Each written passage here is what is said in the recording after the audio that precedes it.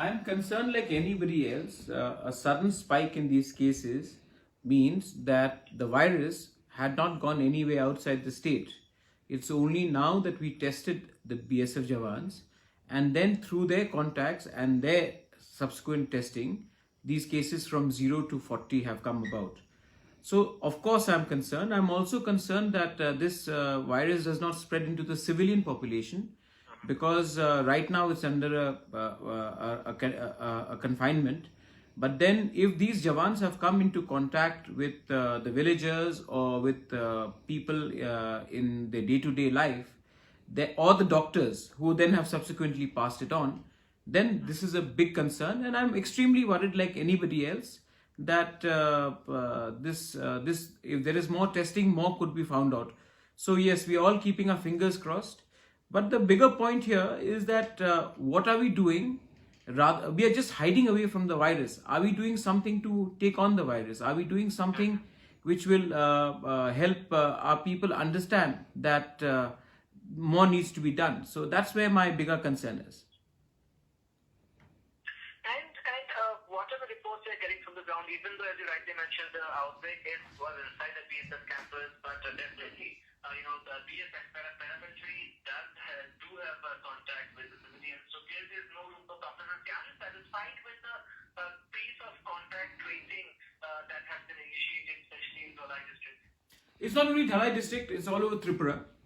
Because you've had traces in Gomati, you've had these people in Gandachara. These are areas which are slightly remote. Ambasa, of course, being the epicenter right now.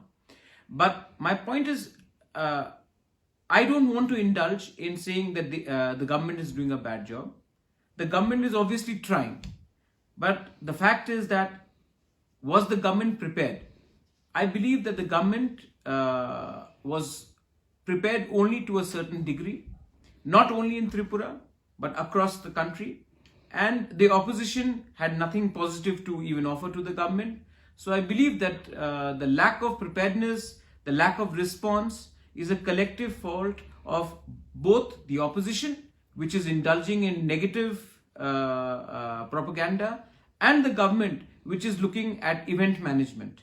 So I think on both sides, both the opposition and the government needs to buck up. And this is a big sign to all the people of this country not to depend only on politicians. Democracy does not only depend on one pillar of society. There are different pillars of society, whether it is judiciary, whether it is media, whether it's civil society itself. So I think it's time we stepped up ourselves. Certain states are doing a better job than the other. In my state, I believe that the government needs to engage more with the people. The helplines need to be picked up by people when people call up who are desperate. The government needs to be more proactive. The government cannot depend on one individual to function. In Assam, it is Himanta Biswa Sarma who is the face which is fighting the COVID. My question is, where are the other people who have been elected? Why aren't they there themselves in the constituencies, in their districts? The same way in Tripura, it cannot be one or two individuals who are supposed to be outsourced the fight against COVID. It has to be everyone, including the people in the opposition, the people in the government, the MLAs, the DMs, the judiciary, the media, everyone. And they cannot be towing a propagandist line. So when you say that we cannot just depend on the politicians because the government is this not where also somebody like you step in Tripura, possibly? Well, my organization, Tripura, has probably done the most amount of work, not just in Tripura, but even outside Tripura. Whether it is helping our students or migrant workers in Guwahati, whether it was in Hyderabad, whether it was in Bangalore, Chennai, Kerala, Maharashtra, we have been helping. In Tripura itself, we have helped over 9,000 families. This is big numbers, and we have not taken donation from any political parties or any religious organization. These are self-funded. And when we started with our own money.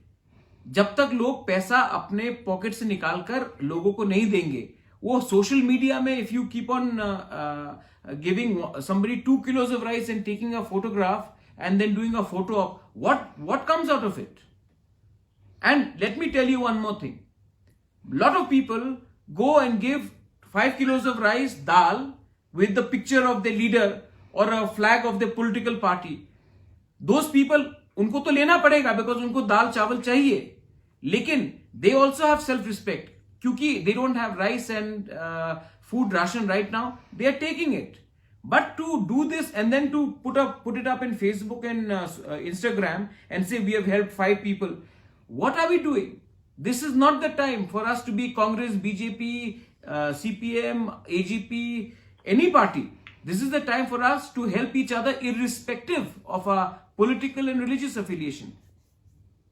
So, yes, my organization has done it and we have done a very good job, and now we have also announced a further fund where whoever is stranded outside Tripura and wants to come back, we will also contribute in cash to help them to come back. Of course, they will have to contribute something on their own, but we are doing it from our own pockets. These are very important things. Now, also, every time in most of the states, of course, thankfully it's less now as they've witnessed the country, but every time it becomes the opposition versus the government thing when in any crisis. But this crisis is totally different. But as somebody who is very involved in the state, do you see the government also taking suggestions, be it from the opposition, be it from someone like you, be it from some social organizations? Is the government also open to suggestions? That is that the case, or there is a miscommunication here too? What do you feel personally? No, the Chief Minister did call for an all-party meet. I am personally speaking to the Chief Minister. So the government is listening. But the problem is, listening is one part of the job.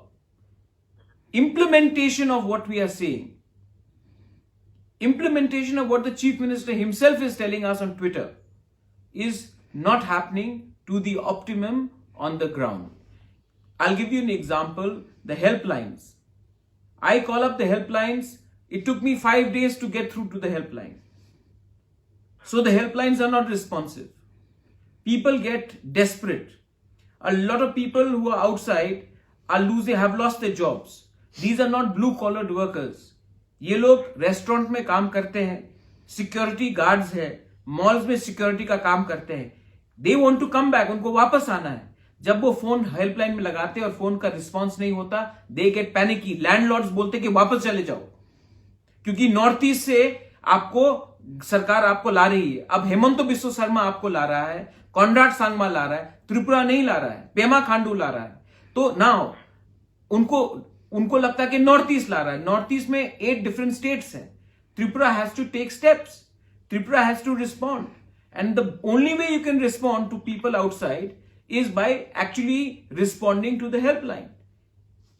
So government is listening, but the work on the ground has to improve a lot more.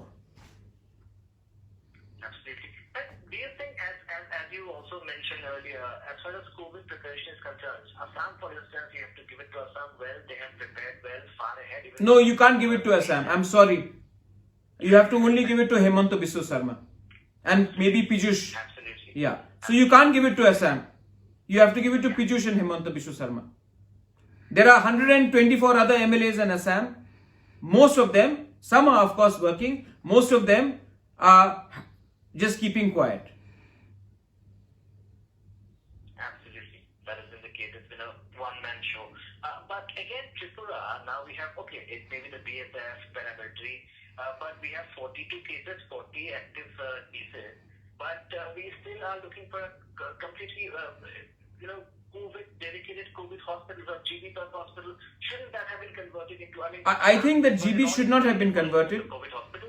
I think GB is the biggest hospital in Agartala, and it should not have been converted. Maybe another hospital should have been converted, because there are other patients who have cancer, who have tuberculosis, who have other heart ailments. And if GB becomes a COVID hospital and they have to shut it down, where do other patients who have other diseases come to? So I think my suggestion is that there should be other hospital in Agartala itself, in the periphery, which should be converted into a COVID hospital, and GB should still be a hospital for other patients with other illnesses to come to. That's my view at least. Because if GB shuts down, like the Jaslok Hospital in Bombay or other hospitals, because there are the doctors have got corona and the entire place has become a hotspot, then where do people go to? You have to build up your infrastructure beyond your existing main hospital. So the government needs to do something like that. Absolutely. My last question, sir. What would you like to say to the government on the way ahead?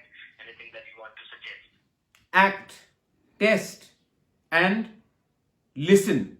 But after listening, act again. And please, my only urge is spend money.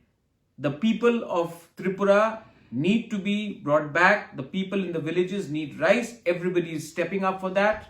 But right now, spend. Your money will come back. But if you don't have lives to defend, if your public, your people get frustrated, you will have a problem in your hands. And I also have a message to the opposition. In the Communist Party, in the Congress Party, we have over 50 to 60 ex-MLAs who get a good amount of pension.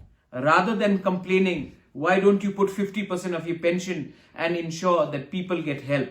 Right now, you are only playing politics, you are not helping. Put the money where the problem is. Don't make long speeches. We are putting our own resources, we are going and helping, we are doing our best. It's time for you all leaders who pretend to be leaders to put the money where your mouth is.